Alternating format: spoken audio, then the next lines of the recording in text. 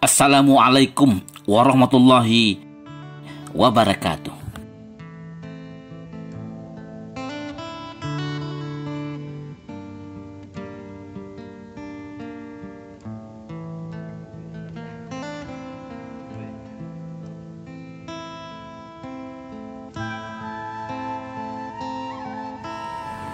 Saudara, tidak perlu ditafsir ulangkan lagi bahwa literasi adalah kemampuan membaca dan menulis.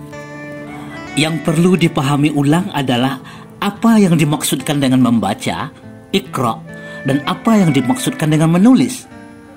Membaca itu pada hakikatnya adalah proses pemberian atau penciptaan makna di dalam otak manusia terhadap simbol-simbol, baik ciptaan Tuhan yang Maha Pencipta maupun ciptaan manusia sebagai produk budaya, baik berupa alam semesta dan gejala-gejalanya maupun simbol-simbol aksara, huruf, dan simbol-simbol non-aksara.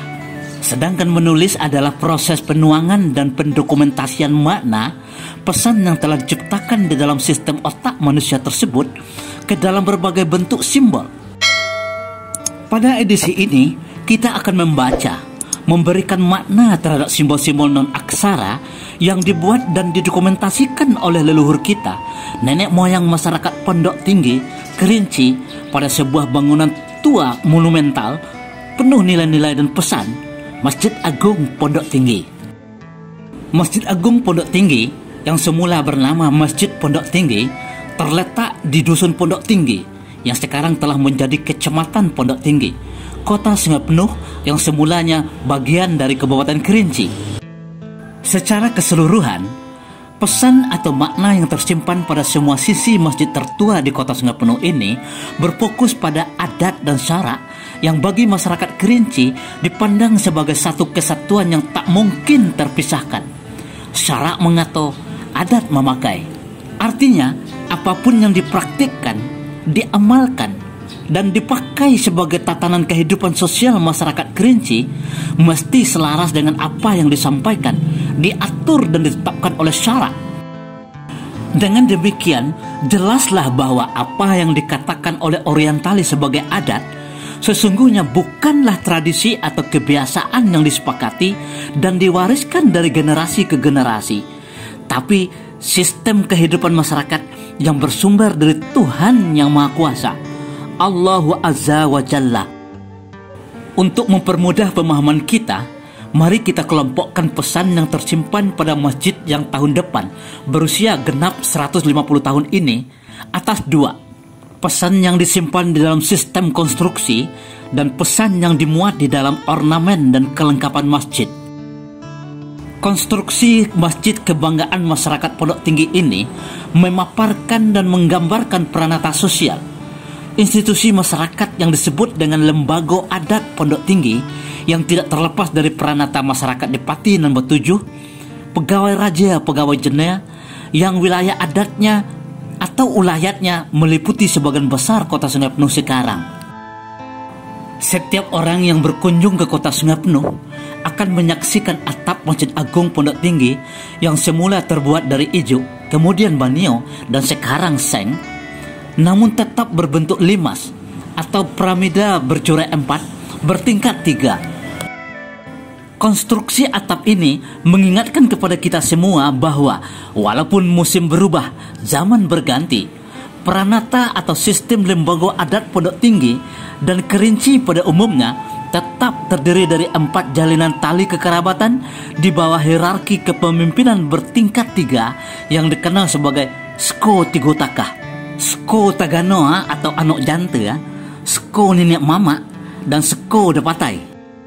Namun demikian, di atas sistem itu semua ada pucuk ngetungga yang mengingatkan kita bahwa masyarakat Pondok Tinggi dan Kerinci secara keseluruhan meyakini bahwa di atas segala sistem atau peranata itu ada sebuah kekuasaan tunggal yang bersifat mutlak, Tuhan Yang Maha Esa, Allah Subhanahu wa Ta'ala, yang maha tinggi dan maha menguasai semua peranata di jagat raya ini. Untuk lebih memperdalam pembacaan kita, mari kita masuki masjid tua ini dan membacanya dari dalam. Setelah diperhatikan dari dalam, Ternyata di bawah atap yang menaungi masjid yang dinamai Masjid Agung oleh Wakil Presiden Republik Indonesia pertama, Dr. Andes Muhammad Atta ini, terlihat rangkaian konstruksi jaringan yang terbuat dari kayu seperti tali yang terjalin pada ratusan titik simpul, seolah-olah sebuah alat penangkap ikan yang dikenal sebagai jala. Di setiap sudut tali tersebut terdapat 4 tali utama yang dikenal sebagai 4 jurai. Sementara pada tingkat paling atas terdapat 11 ring, baik ke atas maupun ke samping. Konstruksi ini menjelaskan kepada kita bahwa masyarakat Pondok Tinggi terjalin dalam 4 jenis tali kekerabatan. Tali nasab dari garis keturunan bapak, tali adat atau tali rahim dari garis suku ibu, tali emas, kerabat pendatang yang terjalin dari proses mengesai cupak, dan tali budi terjalin karena jasa atau budi baik. Di dalam tali yang 4 itulah terjalin sistem kekerabatan, mulai dari kelompok terkecil yang disebut dengan tumbi atau pintau, kalbu, perau atau perut, luhah atau lurah, dan dusen atau dusun, Pondok Tinggi. Jalinan tali yang paling atas menjelaskan bahwa masyarakat Pondok Tinggi berasal dari 11 perut, 11 rahim atau 11 ibu yang disebut sebagai Ndesko, yang terhimpun dalam 4 lurah, Rio Sengahau, Rio Patai, Rio Mandarea, dan Rio Temenggau. Itulah Ijo Pake yang disebut sebagai adat, yang kesemuanya terpusat pada satu tali yang disebut sebagai pusat jalea pumpuan ika, pusat jala tempat berkumpulnya ikan, sumber dari semua tali kekerabatan yang tak pernah putus menaburkan rahmatnya, kasihnya, dan tak pernah berhenti menebarkan sayangnya. Ar-Rahim, tali nasab, Ar-Rahman, tali adat, Ar-Rahim, sebagaimana dijelaskan Allah dalam sebuah hadis qudsi. Aku adalah Ar-Rahman, aku menciptakan Rahim, aku ambilkan untuknya asma yang berasal dari asmaku, Ar-Rahman. Siapa yang menyambungnya, akan kusambungkan rahmatku untuknya, dan siapa yang memutusnya, akan kuputuskan rahmatku baginya. Oleh karena itu, Allah memerintahkan kita untuk mempererat jalinan tali-tali tersebut, sebagaimana firman-Nya dalam surat An-Nisa ayat pertama. Hai manusia, bertakwalah kepada Tuhanmu yang telah menciptakan kamu dari yang satu, Adam, dan menciptakan pasangannya darinya. Dan dari keduanya Allah memperkembangbiakkan laki-laki dan perempuan yang banyak. Bertakwalah kepada Allah, dan dengan asmanya kamu saling meminta, dan peliharalah hubungan kekeluargaan.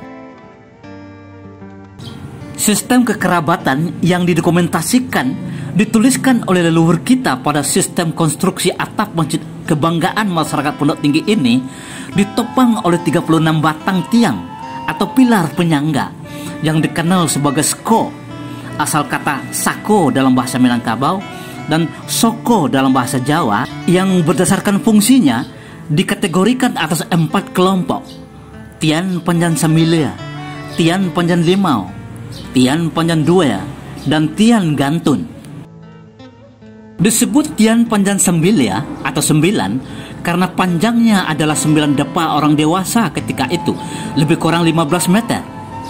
Tiang yang berjumlah 4 batang ini, yang berposisi di bagian paling dalam masjid ini, berfungsi menopang konstruksi atap paling atas yang mengerucut ke puncak yang satu.